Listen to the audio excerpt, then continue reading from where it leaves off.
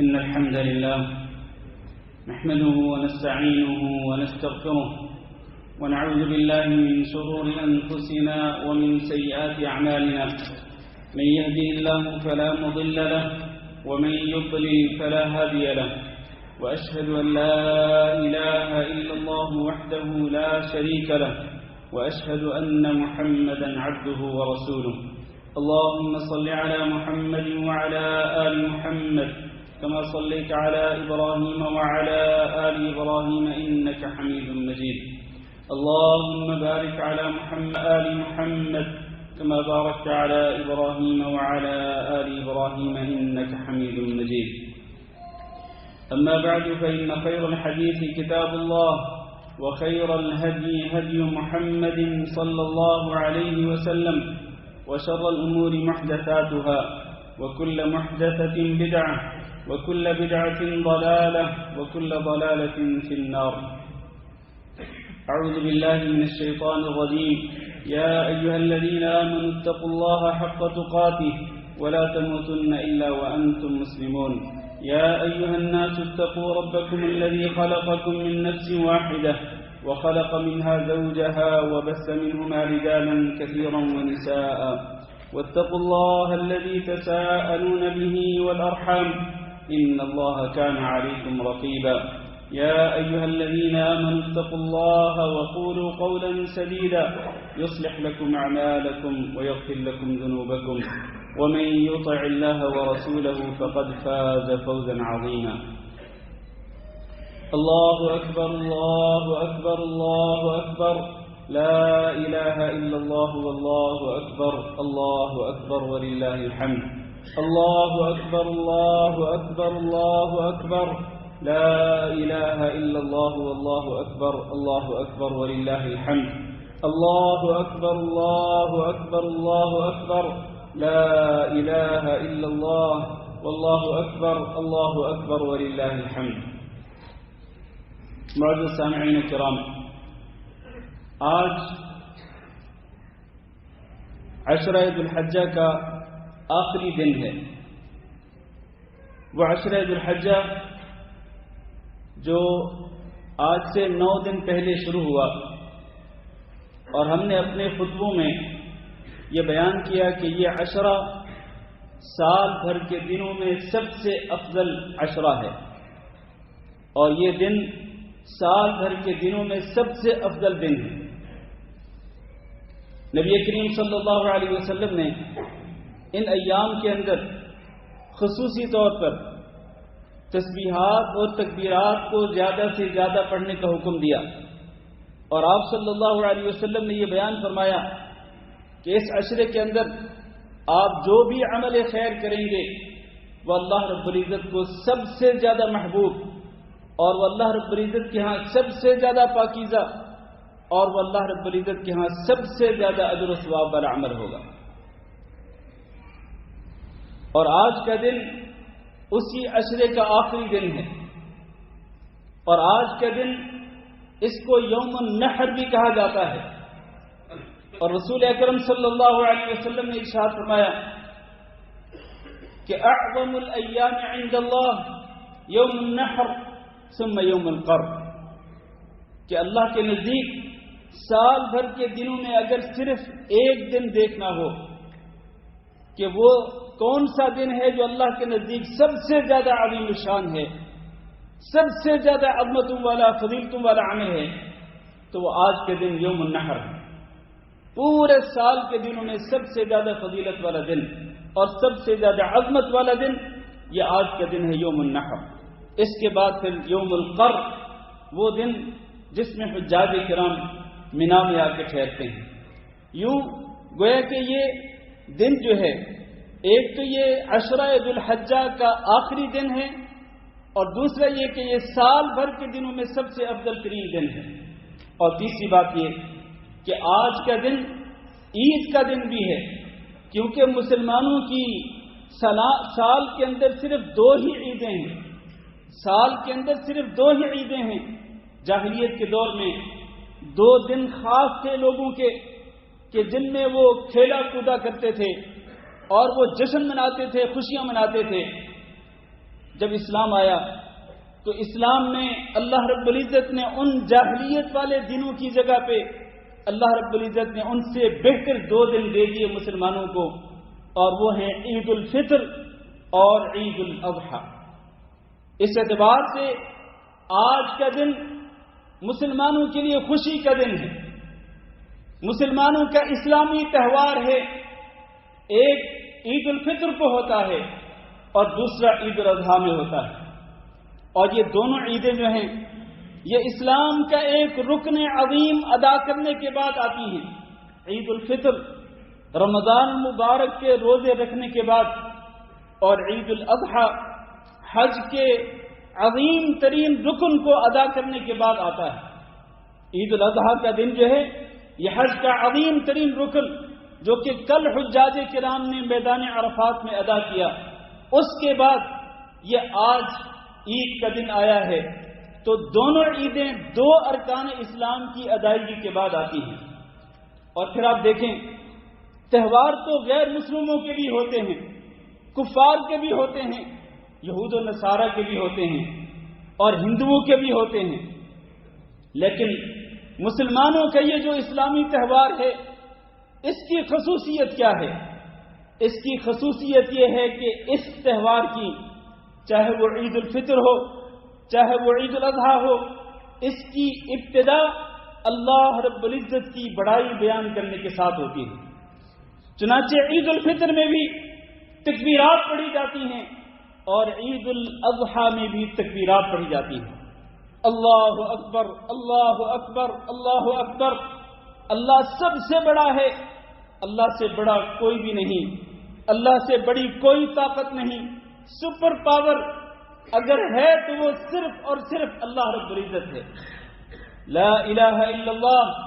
پھر مسلمان اس تہوار کی ابتدا جہاں اللہ رب العزت کی بڑائی کو بیان کر کے کرتے ہیں، وہاں اللہ رب العزت کی توحید کا اعلان کر کے کرتے ہیں۔ اللہ کی توحید کیا ہے؟ لا الہ الا اللہ، اللہ کے سوا کوئی معبود برحق نہیں ہے۔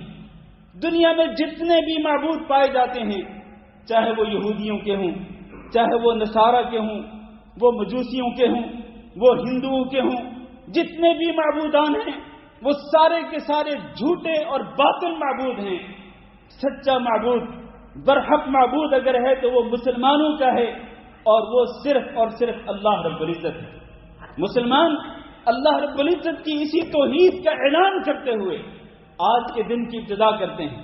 اللہ اکبر اللہ اکبر اللہ اکبر، لا الہ الا اللہ، اللہ اکبر اللہ اکبر۔ پھر اللہ رب العزت کی بڑائی، اس سے یہ بھی اعلان کرنا مقصود ہے کہ اپنے دلوں کے اندر ہم اگر کسی کو بڑا سمجھتے ہیں اللہ کو چھوڑ کر، تو اس کی بڑائی کو نکال دیا جائے اور اللہ رب العزت کی بڑائی ہی اپنے دلوں کے اندر بسائی جائے۔ اس لیے کہ اللہ نے فرمایا الکبریاء ردائی والعظمۃ ازاری، کبریائی اور بڑائی میری اوپر والی چادر ہے، اور عظمت جو ہے یہ میری نیچے والی چادر ہے۔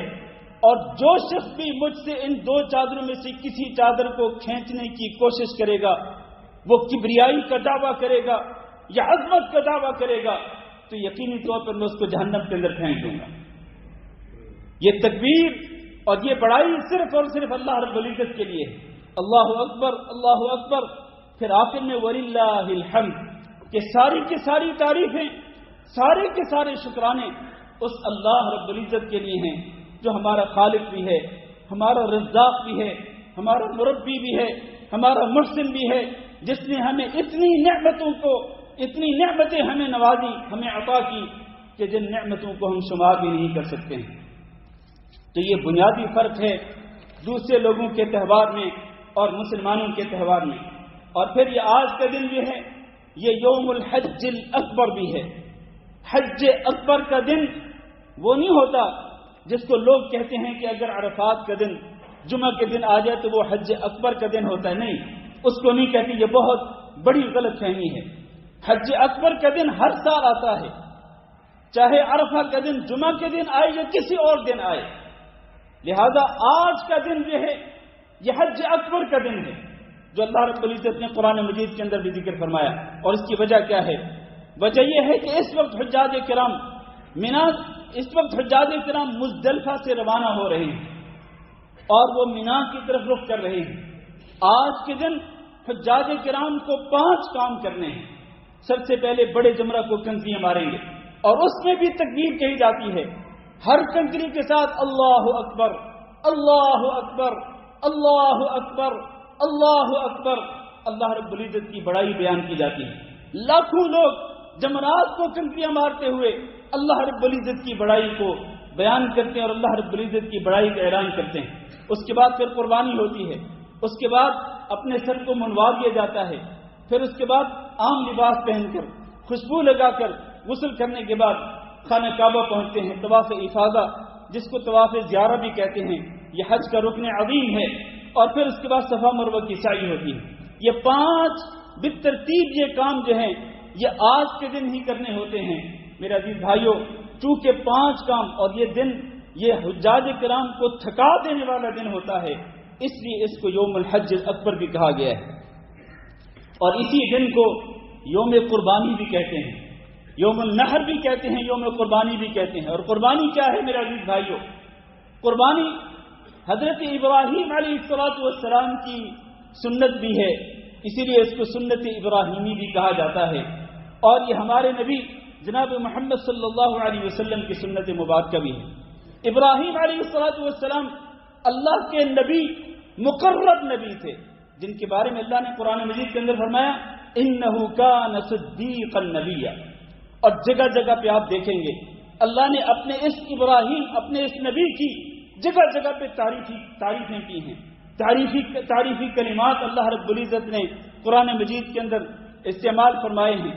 اپنے اس نبی کی تعریف کے اندر اللہ نے یہ بھی فرمایا کہ ان ابراہیم کان امۃ قانتا للہ حنیفا ولم یکن من المشرکین شاکرا لانعمہ اجتباہ وہداہ الی صراط مستقیم. کاش میرے پاس وقت ہوتا تو میں ان آیات کی تفسیر کرتے ہوئے آپ کو بتلاتا کہ اللہ رب العزت نے اپنے اس پیارے نبی، جس کو اللہ تعالیٰ نے اپنا گہرا دوست بنایا، خلیل بنایا، واتخذ اللہ ابراہیم خلیلا. اللہ تعالیٰ نے ان آیات کے اندر اپنے اس نبی کی کتنی تعریف کی ہے. کان امہ، ایک اکیلا شخص جو ہے وہ امت تھا، پوری امت. قانتا للہ، وہ اللہ کا فرما بردار تھا، وہ منمانی نہیں کرتا تھا جیسا کہ میں اور آپ منمانی کرتے ہیں. وہ اللہ رب العزت کا فرما بردار تھا. حنیفاً، اور وہ یکسو ہو کر اکیلے اللہ رب العزت کی عبادت کرتا تھا. اس کے دل میں کوئی بت نہیں تھا، کسی کے خوف کا بت نہیں تھا. اس کے دل میں کسی اور کی عقیدت نہیں تھی. اس کے دل میں اگر عقیدت تھی تو صرف اور صرف اللہ رب العزت کی تھی. محبت تھی تو صرف اور صرف اللہ رب العزت کی تھی. حنیفاً، وہ یکسو ہو کر اکیلے اللہ کی عبادت کرتا تھا. ولم یکن من المشرکین، شرک کرنے والوں میں سے نہیں تھا. شاکرا لانعمہ، وہ اللہ رب العزت کی نعمتوں پر شکرانہ ادا کرنے والا تھا. آج میں بھی دیکھوں، آپ بھی دیکھیں، ذرا اپنے گریبان میں جھانک کے دیکھیں. اللہ تعالیٰ نے ہمیں بے شمار نعمتوں سے نوازا ہے، بے شمار نعمتیں عطا کی ہیں، لیکن ہم اللہ رب العزت کا کتنا شکرانہ ادا کرتے ہیں. یہ غور طلب بات ہے میرے عزیز بھائیو.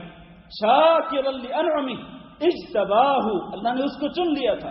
وہداہ الی صراط مستقیم، اور اس کو اللہ رب العزت نے صراط مستقیم دکھلا کر اس پہ گامزن کر دیا تھا.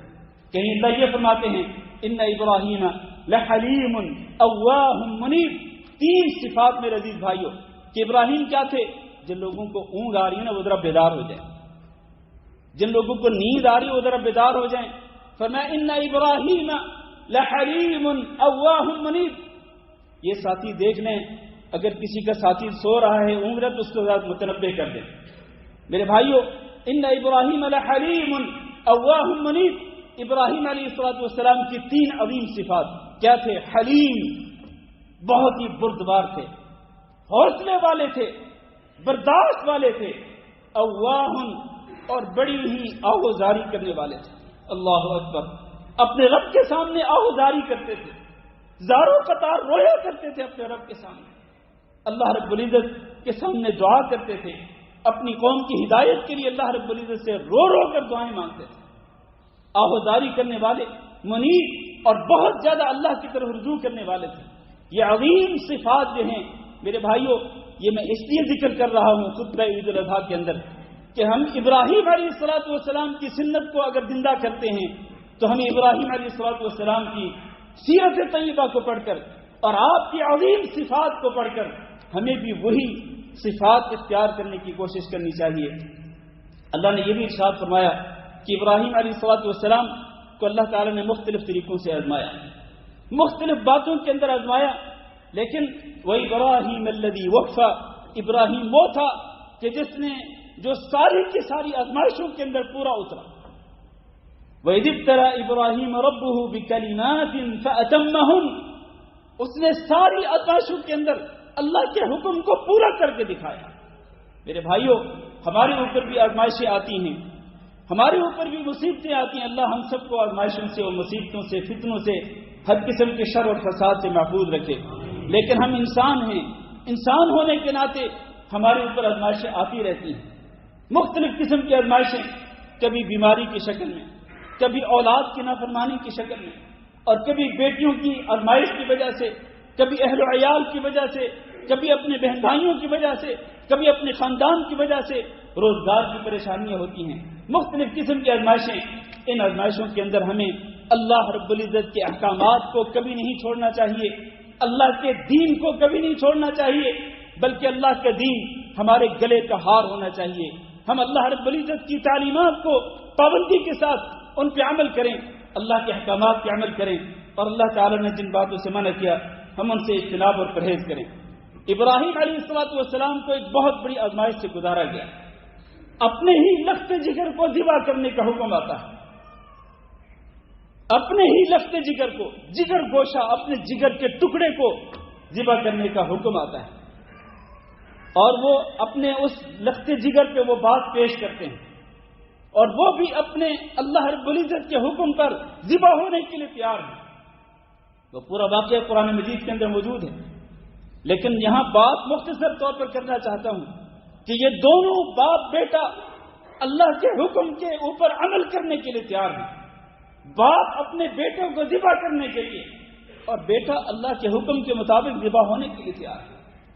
فَلَمَّا أَسْلَمَ وَتَلَّهُ لِلْجَبِينِ، جب یہ دونوں اللہ کے حکم کے سامنے انہوں نے اپنے آپ کو جھکا دیا، سر تسلیم خم کیا، اور ابراہیم علیہ السلام نے اپنے جگر گوشے کو پیشانی کی ایک سائڈ پہ، پیشانی کے بل نہیں، الٹا نہیں جس طرح لوگ بیان کرتے ہیں، پیشانی کی ایک سائڈ پہ لٹایا. ظاہر ہے کہ جس کو ذبح کرنا ہوتا ہے اس کو سائڈ پہ لٹایا جاتا ہے، اس کو الٹا نہیں لٹایا جاتا. تو اس کے بعد پھر کیا ہوا؟ فَلَمَّا أَسْلَمَ وَتَلَّهُ لِلْجَبِينِ وَنَادَيْنَاهُ أَن يَا إِبْرَاهِيمُ قَدْ صَدَّقْتَ الرُّؤْيَا إِنَّا كَذَلِكَ نَجْزِي الْمُحْسِنِينَ. ہم نے ابراہیم علیہ السلام کو پکار کر کے کہا کہ آپ نے اللہ رب العزت کی طرف سے جو آپ کو خواب دکھلایا گیا تھا اور اس میں اللہ تعالیٰ کی طرف سے جو حکم دیا گیا تھا، آپ نے اللہ کا وہ حکم پورا کر دیا، آپ نے اپنا خواب سچا کر دکھایا. اور پھر وَفَدَيْنَا إِنَّ هَذَا لَهُوَ الْبَلَاءُ الْمُبِينُ، اللہ فرماتے ہیں یہ بہت بڑی آزمائش تھی، اور اس کے بدلے میں وَفَدَيْنَاهُ بِذِبْحٍ عَظِيمٍ، ہم نے جنت سے ایک مینڈا بھیجا، اور ہم نے ابراہیم علیہ السلام کو کہا کہ اپنے بیٹے کی جگہ پہ، اسماعیل علیہ السلام کی جگہ پہ اس مینڈے کو قربان کرو. تب انہوں نے اس مینڈے کو قربان کیا، اور تب سے یہ سنت ابراہیمی چلی آ رہی ہے. ہمارے پیارے نبی جناب محمد صلی اللہ علیہ وسلم بھی اس سنت پہ عمل کرتے تھے، اور مدینہ منورہ میں آپ صلی اللہ علیہ وسلم 10 سال مقیم رہے. آپ ہر سال اس سنت پہ عمل کرتے تھے. میرے بھائیوں، قربانی کے متعلق مختلف احکام میں پچھلے خطبہ جمعہ کے اندر بیان کر چکا ہوں، لیکن کچھ چیزیں بیان کرنا ضروری ہیں. قربانی کا جانور ذبح کرتے ہوئے انسان کو چاہیے کہ وہ جانور کے اوپر بھی ترس کھائے. اس لیے رسول اکرم صلی اللہ علیہ وسلم نے ارشاد فرمایا کہ وَإِذَا ذَبَحْتُمْ فَأَحْسِنُوا الذِّبْحَ، جب جانور ذبح کرنے لگو تو اچھے طریقے سے ذبح کرو.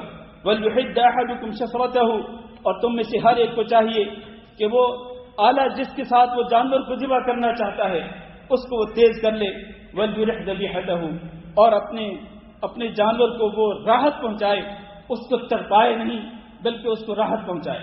اس سے آپ اندازہ لگا سکتے ہیں کہ اسلام اگر حیوانات پہ ترس کھانے کا حکم دیتا ہے، جانوروں پہ ترس کھانے کا حکم دیتا ہے، تو کیا وہ دین اور وہ اسلام انسانوں کو قتل کرنے کا حکم دے سکتا ہے؟ یہ ہرگز نہیں ہو سکتا ہے، یہ نہیں ہو سکتا۔ بلکہ اسلام تو یہ کہتا ہے کہ جو ایک انسان کو بغیر کسی گناہ کے قتل کرے گا اس نے پوری کی پوری انسانیت کو قتل کر دیا۔ اسلام کے اندر کوئی دہشت گردی نہیں ہے، اسلام کے اندر کوئی قتل و غارت نہیں ہے۔ اسلام میں مسلمان کے خون کو کعبے کی حرمت سے بھی زیادہ حرمت والا قرار دیا گیا ہے۔ مسلمان کا خون اس طرح ارزاں نہیں، اس طرح سستا نہیں کہ اس کو گاجر مولی کی طرح کاٹا جائے اور اس کو بہایا جائے، بلکہ مسلمان کا خون انتہائی مہنگا خون ہے جس کی حرمت خانہ کعبہ کی حرمت سے بھی زیادہ ہے۔ اسلام تو جانوروں پر ترس کھانے کا حکم دیتا ہے، تو اسلام اس سے بھی زیادہ انسانوں پر بھی ترس کھانے کا حکم دیتا ہے۔ اسلام نے حقوق متعین کر دیے ہیں۔ اسی طرح سے جہاں تک قربانی کے گوشت کا تعلق ہے، بس ضروری مسائل میں ذکر کر کے خطبہ ختم کرتا ہوں۔ جہاں تک قربانی کے گوشت کا تعلق ہے تو اللہ تعالیٰ نے قرآن مجید کے اندر ارشاد فرمایا فَكُلُوا مِنْهَا وَأَطْعِمُوا الْبَائِسَ الْفَقِيرَ، خود بھی کھاؤ اور بھوکے فقیروں کو بھی کھلاؤ۔ اور دوسری آیت میں فرمایا فَكُلُوا مِنْهَا وَأَطْعِمُوا الْقَانِعَ وَالْمُعْتَرَ، خود بھی قربانی کے گوشت میں سے کھاؤ اور جو سوال کرنے والے ہیں انہیں بھی کھلاؤ، اور جو سوال کرنے والے نہیں وہ قناعت اختیار کر کے، وہ سفید پوش لوگ اپنے گھروں کے اندر رہتے ہیں، مانگنے کے لیے باہر نہیں نکلتے لیکن وہ ضرورت مند ہوتے ہیں، ان کو بھی کھلاؤ۔ تو اللہ رب العزت نے کھلانے کا حکم دیا، اور رسول اکرم صلی اللہ علیہ وسلم نے بھی یہی حکم دیا کہ فَكُلُوا مِنْهَا وَادَّخِرُوا وَتَصَدَّقُوا، کہ تم خود بھی کھاؤ، ذخیرہ اسٹور کر کے بھی رکھ سکتے ہو اور تم دوسروں کو بھی کھلاؤ۔ اس میں بعض علماء یہ کہتے ہیں کہ 3 حصے کیے جائیں، لیکن برابر کے 3 حصے کرنے کی کوئی دلیل نہیں ہے، اور نہ ہی برابر کے 2 حصے کرنے کی کوئی دلیل ہے۔ اصل بات یہ ہے کہ آپ نے خود بھی کھانا ہے، دوسروں کو بھی کھلانا ہے۔ خود کم کھائیں، دوسروں کو زیادہ کھلائیں، یا خود اپنے لیے زیادہ رکھ لیں، دوسروں کو کم کھلائیں، یا آپ کی مرضی پہ منحصر ہے۔ آپ کا ایمان آپ کو کس بات کی دعوت دیتا ہے، آپ کو کیا تعلیم دیتا ہے کہ آپ کیا کریں اس گوشت کے حوالے سے، آپ اپنے ایمان کے مطابق فیصلہ کریں، لیکن اس بات پہ ضرور عمل کریں کہ خود بھی کھائیں اور دوسروں کو بھی کھلائیں۔ میرے بھائیوں، میں آخر میں اس قربانی سے حاصل ہونے والے کچھ اسباب ذکر کرنا چاہتا ہوں۔ قربانی سے انسان کیا سیکھتا ہے؟ سب سے پہلی بات یہ ہے، قربانی سے انسان جو بات سیکھتا ہے وہ یہ ہے کہ انسان کو ہر عبادت صرف اور صرف اللہ رب العزت کی رضا کے لیے کرنی چاہیے، اخلاص اختیار کرنا چاہیے، اور ریاکاری سے اور دکھلاوے سے اپنے دامن کو بچانا چاہیے۔ اس لیے کہ اللہ نے فرمایا قُلْ إِنَّ صَلَاتِي وَنُسُكِي وَمَحْيَايَ وَمَمَاتِي لِلَّهِ رَبِّ الْعَالَمِينَ لَا شَرِيكَ لَهُ، آپ کہہ دیجئے میری نماز، میری قربانی اور میرا جینا، میرا مرنا اس اللہ رب العالمین کے لیے ہے جس کا کوئی شریک نہیں۔ ساری کی ساری عبادات آپ کو اللہ رب العزت کی رضا کے لیے خاص کرنی ہے۔ التحیات للہ والصلوات والطیبات، اس کا بھی یہی مطلب ہے کہ جتنی بھی عبادات ہیں، چاہے وہ قولی عبادتیں ہوں، چاہے وہ بدنی عبادتیں ہوں، چاہے وہ مالی عبادتیں ہوں، وہ ساری کی ساری اللہ رب العزت کے لیے خاص کرنا ضروری ہے۔ اور اس سے بھی زیادہ ضروری ایک بڑا سبب جو اس قربانی سے ملتا ہے وہ کیا ہے؟ وہ یہ ہے کہ جب تک انسان موحد نہیں ہوگا، اللہ کی توحید کو ماننے والا نہیں ہوگا، جب تک وہ اپنے دل میں اللہ کی توحید پہ یقین رکھنے والا نہیں ہوگا، اس کی کوئی بھی عبادت اللہ رب العزت کے یہاں قابل قبول نہیں ہوگی۔ آپ اٹھائیں سورۃ الحج کے اندر، اس میں 2 رکوع ہیں، 2 رکوعوں کے اندر اللہ رب العزت نے حج کے احکام بھی بیان کیے، قربانی کے احکام بھی بیان کیے، لیکن انہی احکام کے بیچ میں اللہ رب العزت نے فرمایا حنفاء للہ غیر مشرکین بہ، آپ نے قربانی کرنی ہے، آپ نے طواف کرنا ہے، آپ نے حج کے باقی مناسک ادا کرنے ہیں، لیکن اللہ رب العزت کے ساتھ کسی کو شریک نہیں بنانا۔ اور قربانی کا ذکر کرتے ہوئے اللہ نے فرمایا وَلِكُلِّ أُمَّةٍ جَعَلْنَا مَنْسَكًا لِيَذْكُرُوا اسْمَ اللَّهِ عَلَى مَا رَزَقَهُم مِّن بَهِيمَةِ الْأَنْعَامِ فَإِلَٰهُكُمْ إِلَٰهٌ وَاحِدٌ فَلَهُ أَسْلِمُوا، تمہارا معبود اکیلا معبود ہے، سچا معبود اکیلا ہی معبود ہے اور وہ اللہ رب العزت ہے، اس کے سوا کوئی معبود نہیں۔ تو حج اور قربانی کے مسائل کے بیچ میں یہ جو شرک سے رکنے کی تلقین کی اللہ رب العزت نے، اور اللہ رب العزت نے اپنے الہ واحد کا ذکر کیا کہ اللہ اکیلا ہی معبود برحق ہے، یہ اس بات کی دلیل ہے کہ جب تک آپ کے دل میں اللہ کی توحید پر، وحدانیت پر یقین نہیں ہوگا، اس وقت تک نہ حج قبول ہوگا نہ قربانیاں قبول ہوں گی۔ اسی طرح سے ایک سبق یہ بھی ملتا ہے کہ اللہ رب العزت کے نزدیک یہ قربانی کا جانور جو ہے اس کے خون کی کوئی حیثیت نہیں ہے اور نہ ہی گوشت کی کوئی ویلیو ہے، اگر ویلیو ہے تو وہ تقویٰ کی ہے۔ اللہ نے فرمایا لن ينال الله لحومها ولا دماؤها، اللہ تعالیٰ کے ہاں یہ تمہاری قربانیوں کے نہ گوشت پہنچے گے نہ خون پہنچے گے، اللہ کو کیا ضرورت ہے تمہارے گوشت کی، یہ تمہارے خون کی، ولكن يناله التقوى منكم، اللہ یہ دیکھنا چاہتا ہے کہ کس کے دل میں کتنا تقویٰ ہے، کتنا اللہ رب العزت کا خوف ہے، اور وہ کتنا اللہ سے ڈر کر اللہ رب العزت کی نافرمانی سے اپنے دامن کو بچاتا ہے۔ حقیقت میں اسی تقویٰ کی بڑی اہمیت اور ویلیو ہے۔ اسی طرح سے میرے بھائیوں ایک اور سبق یہ ملتا ہے مختصر طور پر کہ قربانی جو ہے ہمیں یہ سبق دیتی ہے کہ آپ نے ہر مسئلے کے اندر، ہر عبادت کے اندر نبی صلی اللہ علیہ وسلم کی سنت کی اتباع کرنی ہے۔ آپ دیکھ لیں قربانی کے جانوروں کے متعلق اللہ کے نبی صلی اللہ علیہ وسلم نے شرطیں متعین کر دی کہ آپ نے کون سے جانور ذبح کرنے ہیں، اس کی عمر کیا ہونی چاہیے، وہ بالکل صحیح سالم ہونا چاہیے، فلاں عیب نہیں ہونے چاہیے، کس وقت ذبح کرنا ہے، کس وقت سے لے کر کس وقت تک آپ جانور ذبح کر سکتے ہیں، یہ ساری جو تعلیمات ہیں قربانی کے متعلق یہ ہمیں سبق دیتی ہیں کہ ہمیں ہر عبادت کے اندر اور ہر مسئلے کے اندر نبی صلی اللہ علیہ وسلم کی سنت کی اتباع کرنی ہے۔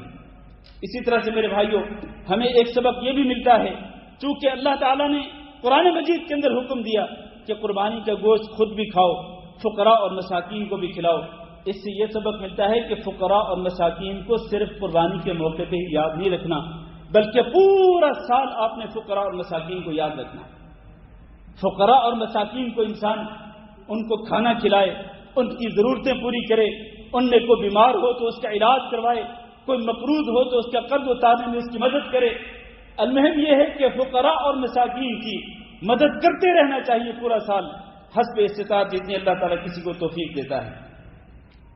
آخر میں میرے عزیز بھائیوں اگرچہ اور بھی بہت ساری باتیں تھیں لیکن میں بس ختم کر رہا ہوں اپنا خطبہ عید الاضحیٰ۔ میرے بھائیوں یہ جو ایام ہیں، آج کا دن جیسے میں نے پہلے کہا یہ عشرہ ذو الحجہ کا آخری دن ہے، اور چونکہ یہ عید کا دن ہے اکثر لوگ اس سے غافل ہو جاتے ہیں۔ میرے بھائیوں آج کے دن بھی اسی طرح سے آپ خصوصی عبادت کا اہتمام کریں، خصوصی طور پر تسبیحات اور تکبیرات کا اہتمام کریں، جس طرح آپ پچھلے 9 دنوں کے اندر کرتے رہیں۔ تکبیرات کثرت کے ساتھ پڑھتے رہیں۔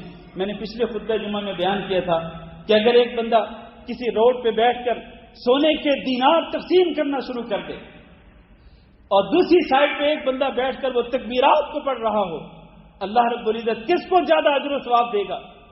سونے کے دینار تقسیم کرنے والے کو نہیں، بلکہ جو تکبیرات پڑھ رہا ہے اللہ تعالیٰ اس کو زیادہ اجر و ثواب دے گا۔ اس لیے تکبیرات جو ہیں یہ آپ کی زبان سے ہر وقت چلتی رہنی چاہیے۔ اللہ اکبر اللہ اکبر اللہ اکبر لا الہ الا اللہ اللہ اکبر وللہ الحمد۔ اور خصوصاً یہ جو آنے والے 3 دن ہیں جن کو ایام تشریق کہا جاتا ہے، 11 ذو الحج، 12 ذو الحج اور 13 ذو الحج، ان ایام تشریق کے اندر آپ بے شک عید کو انجوائے کریں اور عید کی خوشیاں منائیں، اپنے ساتھ، اپنی فیملی کے ساتھ، اپنے دوستوں کے ساتھ انجوائے کریں، آپ خوشی منائیں، اس میں کوئی رکاوٹ نہیں۔ لیکن میرے بھائیوں اللہ کے ذکر کو مت بھلانا، اس لیے کہ اللہ تعالیٰ نے قرآن مجید کے اندر یہ حکم دیا ہے کہ وَاذْكُرُوا اللَّهَ فِي أَيَّامٍ مَّعْدُودَاتٍ، کہ یہ جو چند گنتی کے دن ہے نا، اور وہ 3 ہی دن ہیں ایام تشریق، ان ایام کے اندر تم اللہ رب العزت کا ذکر کثرت کے ساتھ کرنا۔ تو لہذا تکبیرات جو ہیں وہ پڑھتے رہنا چاہیے۔ ایک تو عام تکبیرات ہیں، اٹھتے بیٹھتے چلتے پھرتے آتے جاتے، اور ایک وہ تکبیرات ہیں جو فرض نمازوں کے بعد ہیں۔ تو لہذا ان تکبیرات کے ساتھ ہمیشہ آپ اللہ رب العزت کی بڑائی بیان کرتے رہیں، اللہ رب العزت کا شکرانہ ادا کرتے رہیں، اللہ تعالیٰ سے دعا کرتے ہیں کہ اللہ رب العزت ہم سب کی اس عید کو ہمارے لیے اور تمام مسلمانوں کے لیے اللہ تعالیٰ باعث خیر و برکت بنائے۔ اللہ رب العزت ہمیں اپنی رضا کے لیے قربانی کرنے کی توفیق دے، اور جہاں ہم جانور قربان کریں وہاں ہم اپنی خواہشات کی بھی قربانی کریں۔ ہم اللہ رب العزت کی رضا کے لیے، اللہ کے دین کے لیے، اللہ کے حکم پہ عمل کرتے ہوئے اور رسول اکرم صلی اللہ علیہ وسلم کی تعلیمات پہ عمل کرتے ہوئے ہم اپنی خواہشات کو قربان کر دیں۔ خواہشات کو کبھی بھی اللہ کے دین کے سامنے رکاوٹ نہیں بنانا چاہیے۔ میرے بھائیوں، یہ سب سے بڑی قربانی ہے کہ جو خواہشات دین پر عمل کرنے میں رکاوٹ بن جاتی ہیں، چاہے وہ خواہشات نفس کی خواہشات ہوں، وہ چاہے ماں باپ کی محبت ہو، اہل و عیال کی محبت ہو، اور خاندان کی محبت ہو، دوستوں کی محبت ہو، وہ کسی بھی قسم کی خواہشات ہوں، اللہ کے دین کے سامنے کسی خواہش کی کوئی ویلیو نہیں۔ تمام کی تمام خواہشات کو قربان کرنا صرف اللہ رب العزت کے دین کی خاطر، اللہ کے حکم کے خاطر اور رسول اللہ صلی اللہ علیہ وسلم کے حکم کی خاطر تمام کی تمام خواہشات کو قربان کرنا، یہ سب سے بڑی قربانی ہے۔ اللہ سے ہم دعا کرتے ہیں کہ اللہ ہمیں یہ قربانی کرنے کی بھی توفیق دے، اللہ ہمیں اپنی اطاعت و فرمانبرداری کرنے کی توفیق دے، اللہ رب العزت ہمیں اپنی نافرمانی سے بچائے رکھے، رسول اکرم صلی اللہ علیہ وسلم کی نافرمانی سے ہم سب کو بچائے رکھے۔ اللہ ہم سب کی قربانی قبول فرمائے۔ اللہ تعالیٰ مسلمانوں کی حال پہ رحم فرمائے۔ مسلمان جہاں کہیں بھی آباد ہیں، اللہ تعالیٰ تمام مسلمانوں کی حفاظت فرمائے، اس ملک کی بھی حفاظت فرمائے، تمام بلاد اسلامیہ کی اللہ تعالیٰ حفاظت فرمائے، اور اللہ رب العزت ہم سب کو ہمارے والدین کو، ہمارے اہل و عیال کو، ہمارے بیوی بچوں کو، ہمارے بہن بھائیوں کو اللہ تعالیٰ ہم سب کو جنت الفردوس کے وارثوں میں شامل فرمائے۔ اللہ ہم سب کو جہنم کی آگ سے آزادی کا پروانہ نصیب فرما دے، اور اللہ تعالیٰ ہم سب کے گناہوں کو پاک کر دے، ہم سب کے گناہوں کو معاف فرما دے۔